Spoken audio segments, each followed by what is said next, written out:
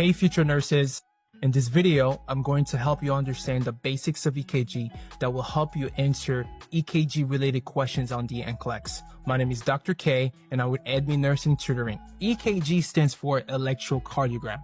It's a picture that represents the electrical activity of the heart. And for the heart to pump, it requires this electrical activity. And whether it's the P wave, the QRS complex, and our T wave, these letters tell you exactly where this electricity is generated from and how it's flowing through the heart. So when we look at the anatomy of the heart, we know we have the two atriums and then we have the two ventricles. The heart itself generates its own electricity.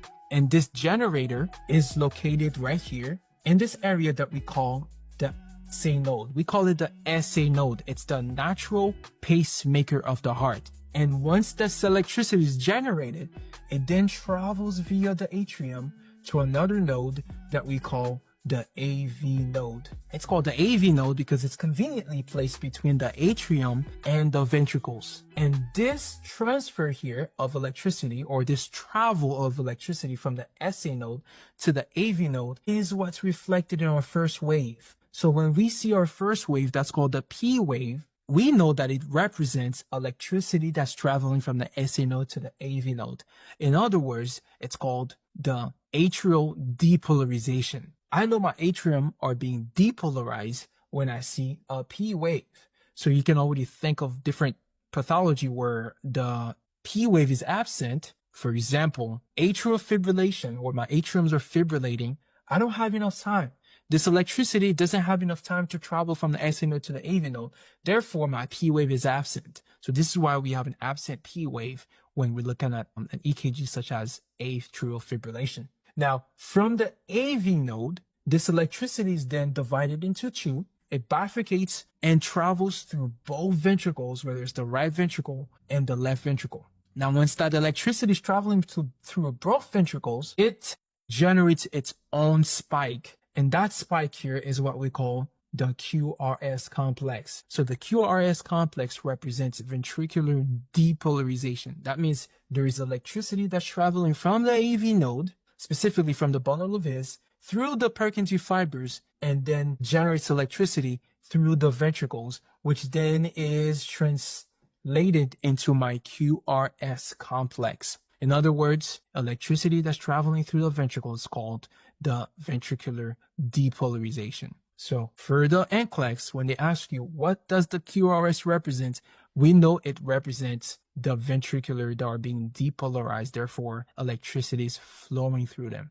And we know the heart requires electricity before it pumps. Now, after the heart pumps, the heart goes through a period of relaxation where it's now filling up with blood. It's very quick. And this is what's represented in our last wave. That's called the T wave. The T wave represents ventricular relaxation. In other words, it represents the ventricles that are being repolarized. So ventricular repolarization is the T wave. This is the period of which the heart is no longer contracting, it's relaxing, it's filling up with blood, and this is what T wave represents. Now we have ventricular depolarization, we have ventricular repolarization, which is reflected by our T wave. We also have atrial repolarization because there's a period of time where the atriums themselves needs to be filled up with blood via our vena cava, right? And this period of relaxation, this period of atrial repolarization is happening at the same time that my ventricles are being depolarized. So that's why you don't see it. And by virtue of size, we know the atriums are smaller than our ventricles. So the electrical activity that the ventricle is generating via it being depolarized is stronger than my atrium when they're repolarizing. So this electricity is actually occurring right at the same time that the ventricles are depolarizing, but it's hidden. We cannot see that wave, but know that the atrium also go through a period of relaxation.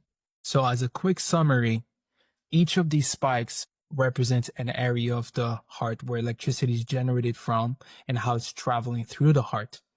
We said that the P wave represents atrial depolarization. That means my atrium are depolarizing via the SA node to the AV node. And then the QRS complex represents ventricular depolarization. This is where electricity is coming from the bundle of His or from the AV node, and it's bifurcating through both ventricles, generating this spike that we call the QRS complex. After the ventricles have depolarized, they also go through a period of relaxation called the ventricular repolarization. And this is what the T wave represents. Ventricular repolarization. The ventricles depolarize via QRS complex, and the ventricles repolarize. That means they are relaxing via the T wave. Our atrium also repolarize, but we simply do not see it because it's happening at the same time that my ventricles are depolarizing. But know that the atriums also go through a period of relaxation. So if you found any value to this video, please consider subscribing, liking this video, and sharing with your classmates. And also click on the link down below for more.